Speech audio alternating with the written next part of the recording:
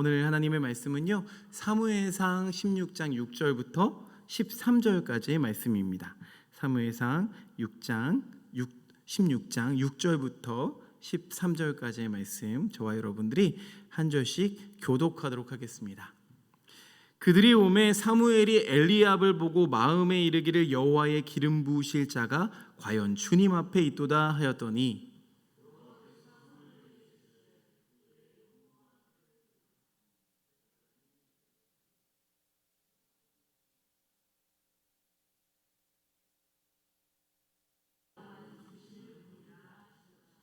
이새가 아비나답을 불러 사무엘 앞을 지나가게 하매 사무엘이 이르되 이도 여호와께서 택하지 아니하셨느니라 하니,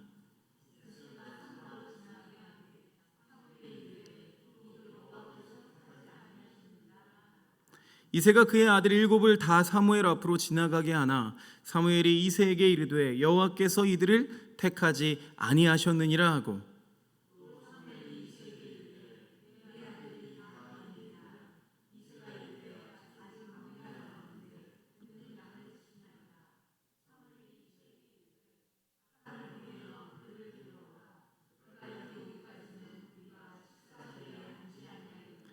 이에 사람을 보내어 그를 데려오매 그의 빛이 붉고 눈이 빼어나고 얼굴이 아름답더라.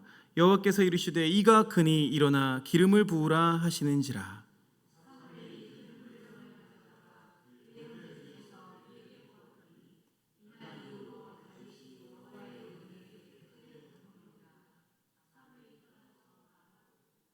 아멘.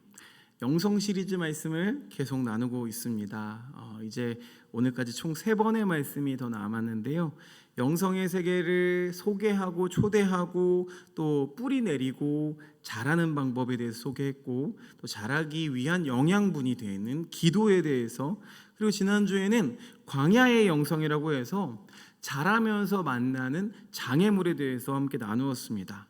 그럼 이제는 뭘 해야 되는 순서죠? 꽃을 피우고, 그렇죠? 또 열매를 맺어야겠죠. 그래서 오늘부터는 영성의 사람 한 명을 소개하면서 그의 인생을 통해서 영성을 우리가 어떻게 꽃 피워야 할지에 대해서 함께 나눠보도록 하겠습니다.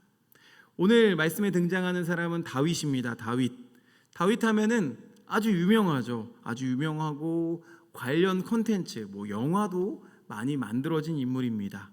구약에서만 이 다윗이라는 이름이 무려 900번이나 언급이 되고요, 신약에서도 55번이나 언급이 됩니다. 거의 예수님만큼이나 많이 언급되는 사람이 바로 이 다윗이라는 사람입니다. 그래서 이스라엘을 가리킬 때도요, 다윗 왕조라고 이야기를 하죠. 솔로몬의 왕조라고 이야기하지를 않습니다. 그런데 따져보면은요, 솔로몬 때가 가장 부유했습니다. 영토도 가장 넓었고요, 또 가장 부강한 나라를 만든 게 바로 솔로몬입니다. 그럼에도 불구하고 솔로몬 왕조라고 하지 않고 다윗 왕조라고 이야기를 합니다. 그만큼 이 다윗이라는 사람은요, 구약 성경에서나 신약 성경에서나 또 이스라엘의 역사에서나 중심이 되는 사람입니다. 자, 그런데 이 사람이 유명하고 또 성경과 역사 안에서 주목을 받다 보니까 우리가 잊어버리는 게 하나가 있습니다. 그게 뭐냐 하면요, 다윗이 아주 평범한 사람이었다는 거예요. 우리는 다윗이 골리앗을 쓰러뜨린 이야기, 그런 위대한 이야기들 때문에 본래 이 다윗이라는 사람이 얼마나 볼품이 없는 사람이었고 평범한 사람이었는지를 자주 잊어버리죠. 유진 피터슨 목사님이 쓰신 현실의 뿌리박은 영성이라는 책이 있습니다. 자, 이 책을 보면은요, 참 중요한 걸 지적하고 있는데요, 그게 뭐냐 하면 다윗의 일생을 돌아보면 다윗의 일생에는 기적이 없었다는 거예요. 여러분 깜짝 놀라셨죠? 기적이 없었대요. 그러니까 다른 사람들, 구약에 또 유명한 사람 누가 있을까요? 엘리야, 엘리사, 이런 사람들의 인생에는요, 거의 모든 것이 기적의 연속이었습니다. 하나님이 그 삶에 개입해서 역사하세요. 왜냐? 사람이 못하니까 하나님이 역사하셨습니다. 그러나 다윗의 삶을 보면은요, 모든 이야기는 주로 다윗에 의해서 이루어집니다. 자, 골리앗을 쓰러뜨린 사건, 이거 기적 아니에요? 물어보실 수 있는데, 여러분 이 사건도 마찬가지로 하나님께서 강제로 개입하셨다라고 말할 수가 없습니다. 다윗은 목동 생활을 했습니다. 목동 생활을 해오면서 사자가 오면 사자 입을 찢었다라고 기록되어 있고요. 평소에 물맷돌을 잘 던지던 용맹함이 있었습니다.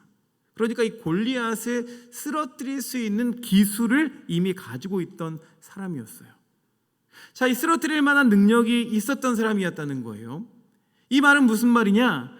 다윗이 살면서 다윗 생애에는 전혀 기적이 없었다, 뭐 이런 말이 아니라, 우리는 너무 그냥 일상에서 특히 신앙생활에 있어서 이런 신기한 것만을 말하기를 좋아합니다. 여러분, 신기하고 신비하고는 다른 말입니다. 우리의 믿음은 어느 쪽일까요? 신비에 가깝죠. 그렇죠? 하나님을 알아갈수록 그 깊이 때문에 참 놀라운 일이구나, 우리 인생도 알아가면 알아갈수록 참 신비하구나 라는 것을 알게 됩니다. 그런데 사람들은 어떤 걸 더 좋아할까요? 신기한 거를 바래요. 뭔가 신기한 거, 여러분 이건 누가 하는 겁니까? 마술사들이 하는 거죠. 여러분, 우리는 신기한 걸 바라는 게 아니라 우리는 신비 속에 들어가야 합니다. 다윗의 삶이 그랬다는 거예요. 다윗의 삶에는요, 신기한 일이 별로 없었어요. 그러나 신비한 역사들은 굉장히 많습니다. 그리고 무엇보다도 이 다윗은 그 일상을 돌아보면은요, 그냥 직장인이었을 때가 참 많습니다. 자, 어려서는요, 물론 뭐 직업을 다 분류할 수는 없지만 어려서는 목동 생활을 했고요. 조금 더 커서는 군인이 되었습니다.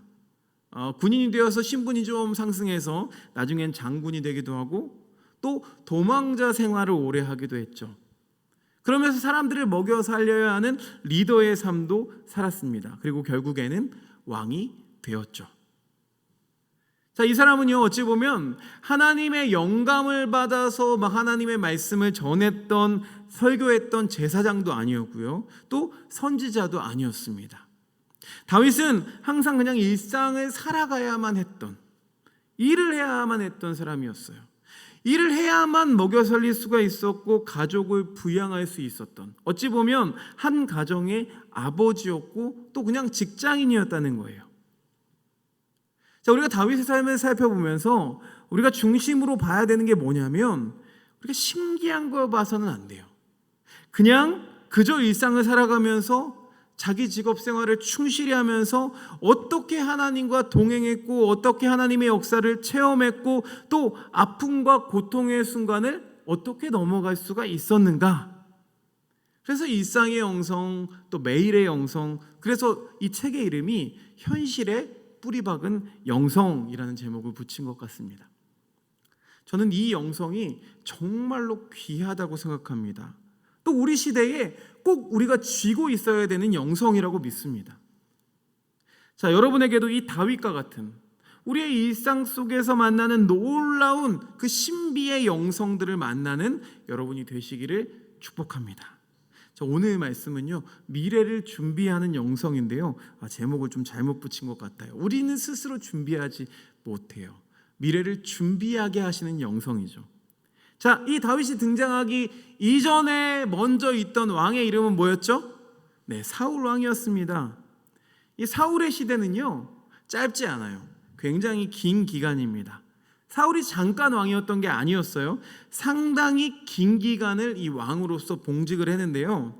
그런데 이 사람의 삶에 있어서 거의 대부분은, 왕이 된 이후에 거의 대부분은요, 거의 하강하는 인생을 살아갑니다. 성경을 보니까 그런 모습들이 많이 나와요. 예쁜 미가를 낳았는데, 딸 미가를 낳았는데 이 미가를 어떻게 사용했을까요? 자기 도구처럼 사용해요. 다윗에게 시집을 보냈다가 다윗이 마음에 안 드니까 다시 딸을 뺏어갑니다. 그래서 다른 남자한테 또 시집을 보내요. 여러분, 세상에 이런 아버지가 어디 있습니까? 그렇죠? 또 그뿐이 아니죠. 아들과의 관계에 있어서도 요나단의 말을 듣지를 않아요. 오히려 협박합니다. 너도 죽어볼래? 라고 하면서 아들까지도 죽이려고 하죠. 결국은 이 아버지 노릇을 제대로 하지를 못하다가 마지막에는 아버지와 아들들이 다 같이 몰살을 당하죠. 아버지는 스스로 칼로 찔러서 자살을 하고 전쟁 중에 아들은 죽게 되고, 그리고 이후 손주들까지도 나무에 매달려서 교수형을 당하는 일들이 벌어집니다. 아버지 때문에 모든 가족이 다 같이 망해버리죠. 그런데 가족으로 국한되는 게 아닙니다. 이런 모습이 국가에도 적용이 됩니다. 자, 이 왕 하나 때문에 나라가 점점 망해가요. 당시 나라에 꽉 차 있었던 게 무엇이냐면 공포였습니다. 공포, 두려움이 다 깔려 있었어요. 사무엘이 지금 하나님의 명령으로 이새의 집에 다윗을 만나러 오죠. 오는데 자, 이 사무엘마저도 뭐라고 말하느냐? 내가 이곳에 간다고 하면 분명히 사울이 나를 죽이리이다. 지금 사무엘조차도 사울을 두려워하고 있어요. 따져보면요, 사실 사울과 사무엘은 굉장히 밀접한 사이입니다. 그렇죠? 사무엘이 사울을 불렀고 또 그에게 안수를 했고 왕으로 세웠어요. 그리고 어려울 때마다 도와줬던 사람이 바로 이 사무엘이었습니다. 어찌 보면 이 사무엘이라는 존재는요, 사울에게 있어서는 아버지 같은 존재고 정말 의지할 수 있는 그런 사이였어요. 그런데 사무엘마저도 이 왕을 두려워하죠. 자, 그러면 당연히 백성들도 두려워하겠죠. 오늘 말씀 16장에 보면은요, 도성의 장로들이 사무엘이 나타나자마자 두려워서 물어봅니다. 무엇 때문에 오셨습니까? 평안을 위해 오셨습니까? 아니면 어떤 큰 문제거리를 가지고 오셨습니까? 라고 하면서 이 사울의 눈치를 보는 장면이 나옵니다. 그러니까 나라 안에 이 공포가, 두려움이 깔려 있는 거예요. 여러분, 얼마나 어려운 시대입니까? 자, 그뿐만이 아니죠. 이 사울 시대에는요, 영적으로도 굉장히 어려운 시대를 살고 있었어요. 자, 사무엘은 때마다 제사를 드렸습니다. 큰 일이 있으면 반드시 제사를, 예배를 먼저 드리고 시작했던 사람이었어요. 그런데 문제는 뭡니까? 이 모든 게 나중에는 형식적이 되었다는 거예요. 이 당시에 많은 종교인이 있었지만 진정 신앙인은 없던 시대였다는 거예요. 그래서 사울 왕까지도 자기의 목적을 위해서 하나님을 이용합니다. 자, 하나님을 위해서 예배하는 게 아니라 내 목적을 위해서, 뭐 전쟁에 나간 군인들이 용감하게 싸우게 하기 위해서, 동기부여를 하기 위해서 목숨을 걸고 싸우라는 어떤 자기의 목적을 위해서 예배를 드리고 또 제사를 드리려고 했죠. 그래서 하나님이 15장 이전의 말씀에 보면은요, 3번이나 뭐라고 하시냐면 내가 사울을 왕으로 삼은 것을 후회한다. 여러분, 얼마나 이게 비극입니까? 왕이 되었고 권력도 다 가지고 있음에도 불구하고 40년에 걸쳐서 왕 노릇을 했음에도 불구하고 하나님이 그 사람을 보면서 어떻게 말씀하세요? 내가 너를 후회한다. 여러분, 아무리 우리가 많은 것을 가졌다고 할지라도 하나님이 우리를 보시면서 내가 너를 후회한다 라고 말씀하신다면 여러분, 이보다 더 큰 비극이 어디에 있겠습니까? 나라가 점점 망해가고 있었어요. 지금 이 두려움이라는 것이 정치, 경제, 사회 전반에 쫙 깔려 있습니다. 자, 신앙에 있어서도 종교인은 많이 있었지만 형식적인 종교인들만 가득한 그런 시대였어요. 여러분, 이거 어디서 많이 들어본 이야기 같지 않습니까? 우리가 살고 있는 시대가 그렇지 않습니까? 우리 시대에도 많은 아버지들이 자기 역할을, 또 어머니들이 자기 역할을 하지 못하는 것을 보게 돼요. 저는 가정이라는 것을 그렇게 낭만적으로만 생각하지는 않습니다. 여러분, 가정을 이루기가 제대로 이루기가 얼마나 힘든지 몰라요. 여러분, 가족과 가정은 좀 틀린 말이죠. 가족은 그냥 결혼해서 남자 여자 결혼해서 아버지 어머니가 되고 자녀를 낳으면 그게 가족이 되는 거죠. 그런데 가정이라는 말은 좀 달라요. 가정은 아버지 어머니, 거기에 어떤 영적인 질서가 있고 우리가 어떤 가정이다, 우리가 어디로 가고 있다 라고 하는 어떤 그런 질서가 있고 예배가 있어서 그것이 하나로 묶여 있는 것이 성경적인 가정이라고 말할 수 있습니다.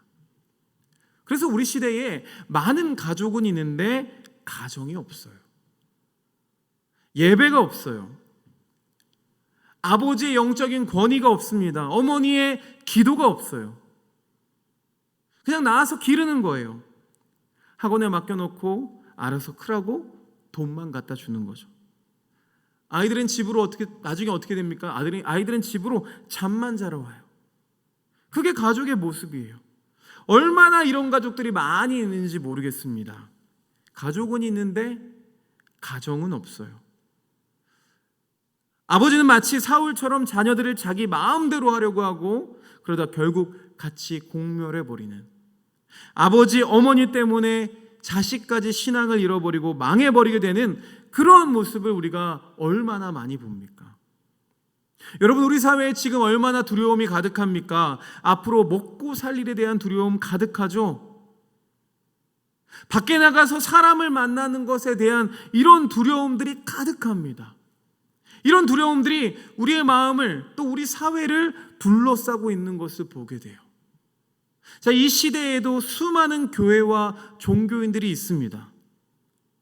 그럼에도 불구하고 신앙인들은 제대로 찾아볼 수 없는 이런 슬픈 시대, 어쩌면 하나님께서 우리의 모습을 바라보시면서 이렇게 말하실지도 몰라요.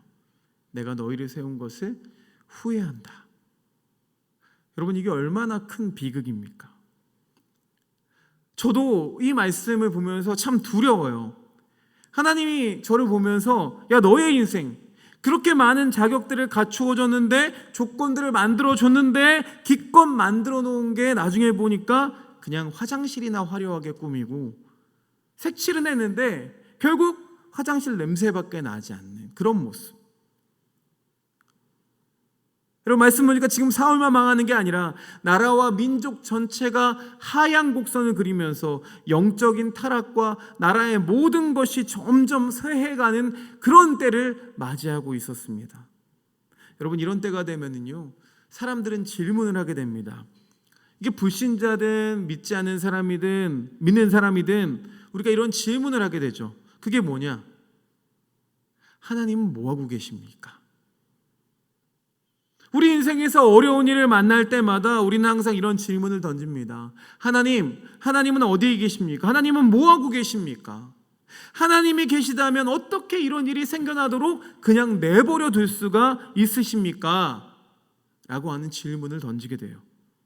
정말로 하나님은 뭐하고 계시는 걸까요? 자, 오늘 16장 말씀을 보면은요, 하나님은 미래를 준비하고 계신 것을 보게 됩니다. 하나님께서 사무엘을 보내서 이제 다음 왕을 준비하세요.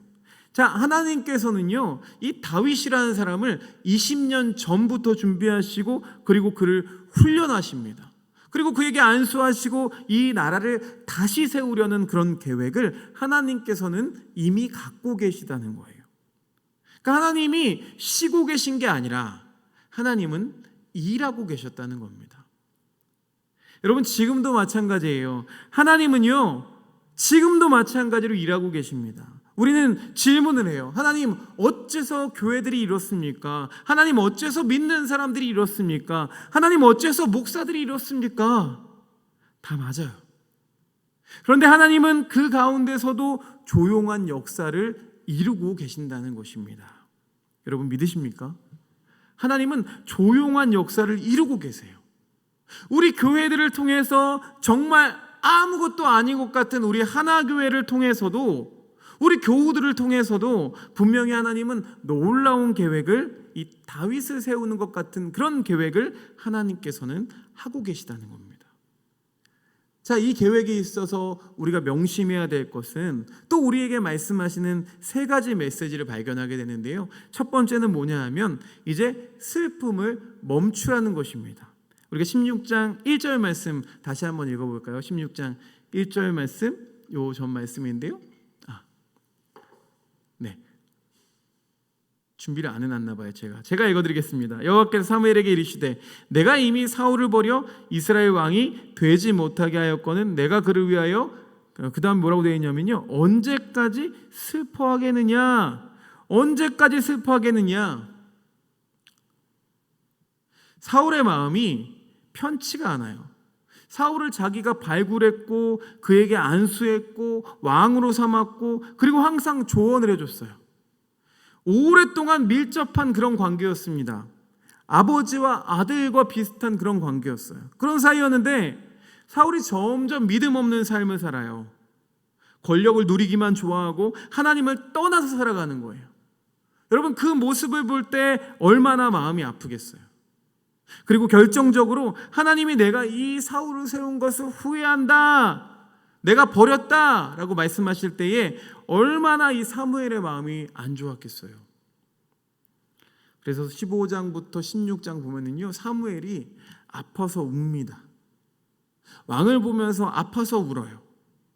아들 같았던 사울을 보면서 슬픔에 깊이 빠져 있는 것을 보게 됩니다. 그런데 그때 하나님이 뭐라고 말씀하시느냐? 너는 언제까지 그를 위하여 슬퍼하겠느냐?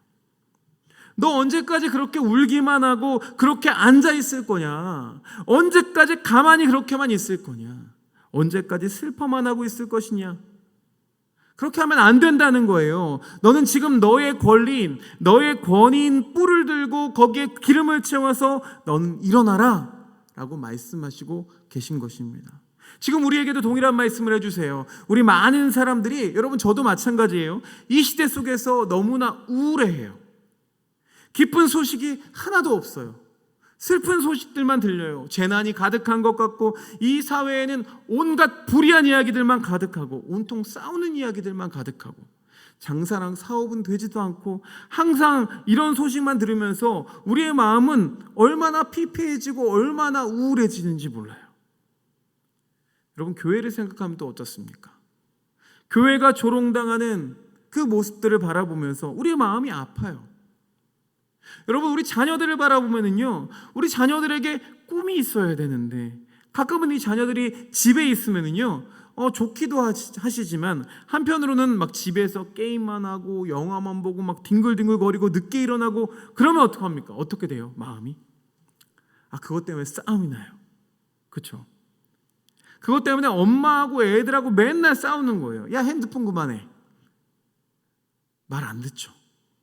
그것 때문에 싸우는 집이 얼마나 많은지 몰라요. 이게 얼마나 힘듭니까? 더더욱이 우리 자녀들이 교회를 안 나와요. 신앙생활을 하려고 하지 않아요. 얼마나 마음이 불편해요.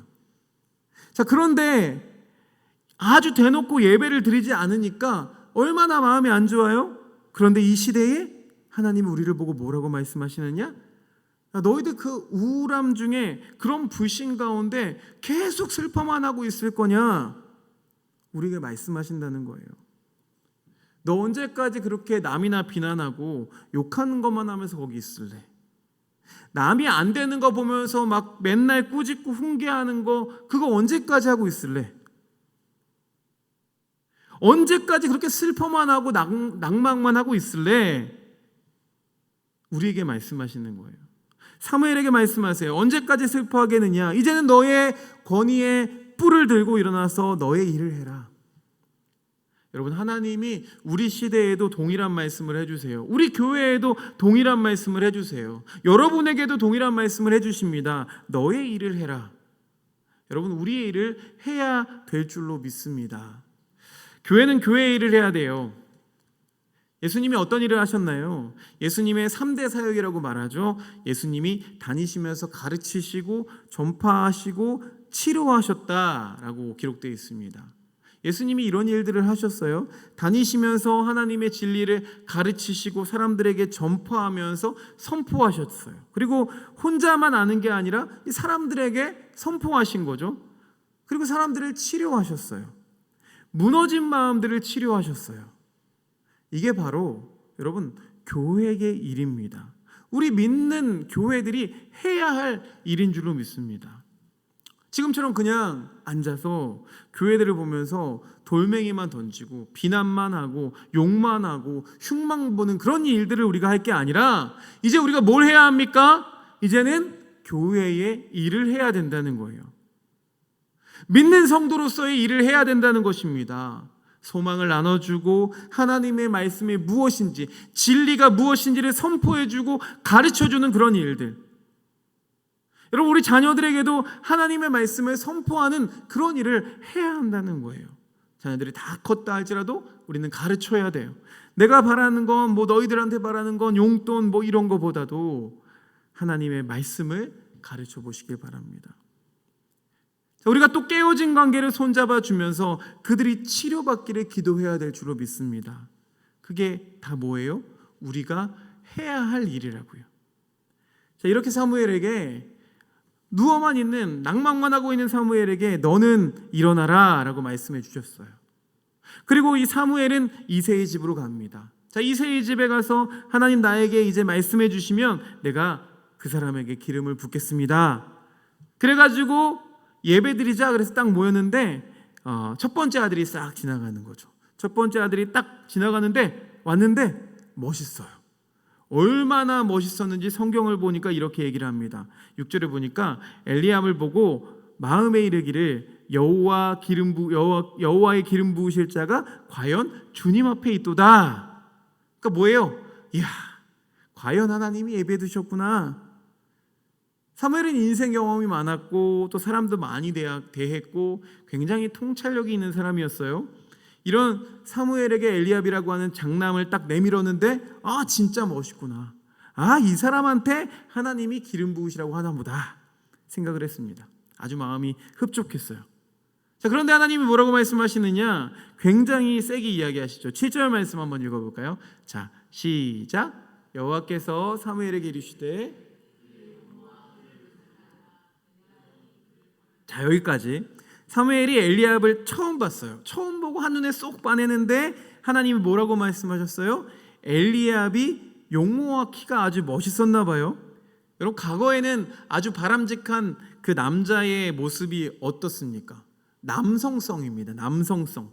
언제든지 전쟁에 나가서 싸울 수 있어야 되고 또 사람을 이끌 수 있어야 되고, 그러니까 우리가 생각할 때 막 근육질에 큰 키에 일도 잘하는 그런 사람들이 바람직한 남성의 상이었어요. 자, 엘리압이 딱 보니까 그런 남자였던 거예요. 그걸 보고서 기뻐했는데 하나님 뭐라고 말씀하세요? 내가 이미 그를 버렸대요. 자, 겉모습이 기가 막히게 조건이 너무나 좋은데도 하나님이 말씀하시기를 내가 이미 그를 버렸다는 거예요. 외적인 조건이 기가 막힌데 하나님은 이미 그를 버렸다.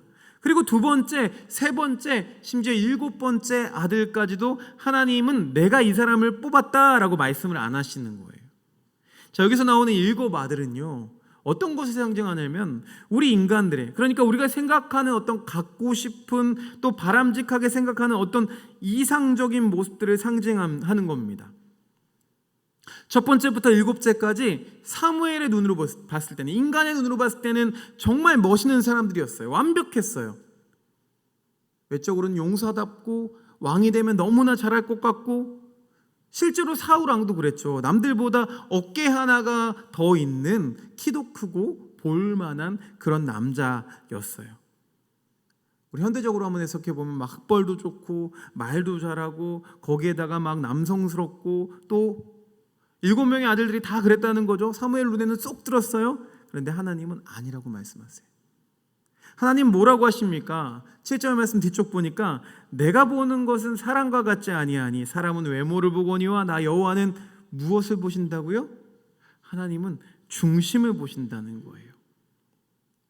여러분, 우리가 이 시대에 갖추어야 되는 것이 무엇입니까? 바로 중심이 있는, 영성이 있는 크리스천이 되어야 될 줄로 믿습니다. 우리가 이 중심 있는 크리스천이 되어야 돼요. 외모가 조금 보잘것없을 수도 있어요. 실제로 다윗은요, 이 자리에 끼지도 못했어요. 7명의 아들들이 다 이렇게 지나가는데 끝끝내 하나님의 말씀을 안 하시니까 사무엘이 묻죠. 이새에게 더 이상 아들이 없습니까? 이 중에 분명히 있는 것 같은데 왜 말씀을 안 하시지? 혹시 또 다른 아들이 있습니까? 숨겨놓은 아들이 있습니까? 이런 얘기를 해요. 그랬더니 있대요. 그런데 이 아들을 왜 안 데려왔냐 하면은 이 아들은 좀 보잘것이 없어서, 그러니까 너무 어리기도 하고 양 치고 있는데, 여러분 저도 경험해보지 못했지만 옛날에 시골에서는 꼬맹이들도 다 일을 했어요. 그죠? 꼬맹이들도 학교 갔다 오면은 산에 묶어놓은 소를 저녁 때 이렇게 끌고 오는 역할들, 그런 걸 합니다. 뭐 소 염을 주는 그런 일들을 했죠. 어려서도 할 수 있는 그런 일들을 했어요. 그러니까 이 다윗에게 맡겨진 일은 이 양을 돌보는 일이었어요. 꼬꼬마 목동이었어요. 그러니까 아버지조차 이 다윗에게는 별로 기대를 하지 않아요. 형님들과 다르게 뭐 이 어린애가 뭐가 되겠어? 어린애한테 무슨 가능성이 있겠어? 하면서 전혀 기대를 하지 않았어요. 이 7명의 아들 형들은요, 키가 다 돼요. 조건이 좋아요. 그런데 뭐가 없었어요? 중심이 없었다는 거예요. 그런데 반대로 다윗은 어떻습니까? 자기 아버지도 기대 안 하는 그러한 조건과 외모인데, 그런데 하나님은 뭐를 보고 기뻐하세요? 중심을 보고 기뻐하신다는 거예요. 여러분, 우리의 믿음에 중심이 있기를 소망합니다. 중심이 있어야 돼요. 바울이 성전에 기도를 하러 올라가는데 올라가는 길에 중풍병자 안진뱅이 한 사람을 만났습니다. 그 안진뱅이가 구한 게 뭐였습니까? 돈 한 푼 주십시오. 그러면 내가 그걸로 오늘 저녁밥을 먹겠습니다. 한 푼만 주십시오. 그런데 그때 바울이 뭘 줍니까? 은과 금은 내게 없거니와 내게 있는 것으로 예수 그리스도의 이름, 예수의 이름으로 명하노니 너는 일어나라 라고 명령합니다. 그에게 은과 금은 어떤 의미였을까요? 지난주에도 말씀드렸지만 우리 시대에 있어야 되는 게 뭡니까? 은과 금이 아니에요. 은과 금에 깔려 죽는다고요. 우리의 외모나 조건이나 남들이 볼 때의 그럴듯한 외모와 조건, 여러분 그걸 구하는 게 아니죠. 우리에게 뭐가 있어야 됩니까? 우리에게는 은과 금은 없더라도, 혹시 여러분 은과 금이 없다고 낙심하지 마시길 바랍니다. 내 직장이 마땅치 않다고 여러분 낙심하지 마세요. 내 통장에 들어있는 잔고가 없다고 여러분 낙심하지 마세요. 사람들이 나를 알아주지 않는다고 낙심하지 마시기 바랍니다. 하나님은 무엇을 보십니까? 우리의 중심을 보시는 줄로 믿습니다. 지금 우리는요, 교회가 모두 다 갖춰진 교회, 훌륭한 교회, 막 교우도 많은 교회, 여러분 그런 거 참 좋죠. 뭐 주차장도 잘 갖춰져 있고 프로그램도 잘 짜여져 있고, 그렇게 은과 금은 다 갖춰져 있는데 여러분 그 안에 예수 그리스도가 없다면, 예수님의 이름이 없다면 그것이 다 무슨 소용이 있겠습니까? 우리에게 모든 게 다 없다고 할지라도, 아무것도 없다고 할지라도, 그러나 예수의 이름만은 충만한 그런 중심 있는 교회가 되기를 간절히 소망합니다. 교회 나올 때 여러분의 중심을 가지고 나오시길 바랍니다. 헌금을 드릴 때도 우리의 중심을 드리는 거예요. 하나님, 나는 하나님이 필요합니다. 나의 구원자 되신 주님이 필요합니다. 나를 구원하여 주시옵소서. 우리 자녀들, 우리 가족들, 우리 부모님을 주님 구원하여 주시옵소서. 하나님, 우리 교회들을 구원하여 주시옵소서. 그 중심을 가지고 나올 때에 하나님이 우리를 사용해 주실 줄로 믿습니다. 하나님께서 우리의 중심을 보세요. 우리의 중심이 있어야 돼요. 그런데 바로 이 순간에 우리가 한 가지 꼭 붙들어야 되는 것이 있습니다. 그것이 뭐냐? 하나님은 조용한 혁명을 일으키신다는 거예요. 말씀을 보면요, 다윗이 사무엘에게 조용히 왔다가 조용히 사라집니다. 이 16장에서 벌어진 일들이요, 다 비밀이 됩니다. 자, 사울이라는 왕이 이미 있기 때문이죠. 그런데 기름을 붓는다는 건 무슨 의미예요? 영모죠, 영모. 그래서 그 말을 들으면 어떻게 될까요? 당장 쫓아와서 죽이려고 하겠죠. 사울은 제정신이 아니었어요. 욕심이 모든 걸 다 사로잡았어요. 그래서 예배드리러 왔다고 하면서 이새의 집에 와서 기름을 붓고 갔습니다. 그 모습을 보고 가족들도 그 다음부터는 조용히 입을 다 다물었습니다. 아무한테도 말할 수가 없었어요. 여러분, 이것이 무엇을 의미하느냐? 하나님은요, 조용히 하나님의 혁명을 준비하신다는 것입니다. 이 당시 사울의 시대도 망해가고 있었어요. 영적으로 점점 종교인들은 많지만 신앙인은 없는, 종교적으로 타락하고 두려움과 공포가 가득했던 시대, 아버지 역할을 못해서 다 같이 망해버리는 그러한 시대를 살고 있었어요. 그런데 이 시대 가운데 하나님이 준비하신 게 뭐예요? 조용한 혁명을 준비하신 것입니다. 여러분, 이 순간에 우리가 깨달아야 되는 것이 있습니다. 우리는 과연 나는 이 점점 망해가고 있는 이 사울의 시대 속에 속해 있는가, 아니면 이 하나님의 조용한 계획, 하나님의 섭리, 이 모든 것을 바꾸리라 하시는 그 하나님의 조용한 혁명과 그 계획 속에 속하여 계십니까? 여러분, 어디에 속해 계십니까? 소망합니다. 저와 우리 모든 교우들, 우리 행복을 나누는 하나교회가 하나님의 이 놀라운 역사 가운데, 이 조용한 혁명 가운데 속해 있기를 소망합니다. 영성이라는 것은 눈에 보이지 않는다고 말씀드렸어요. 우리 중심에 영성이 든든하게 뿌리를 박아서 흔들리지 않고 서 있다면, 여러분, 우리는 예수님이 이루시는 그 조용한 혁명에 참여할 수 있게 됨을 저는 믿습니다. 우리가 주전으로 쓰이게 될 줄로 믿습니다.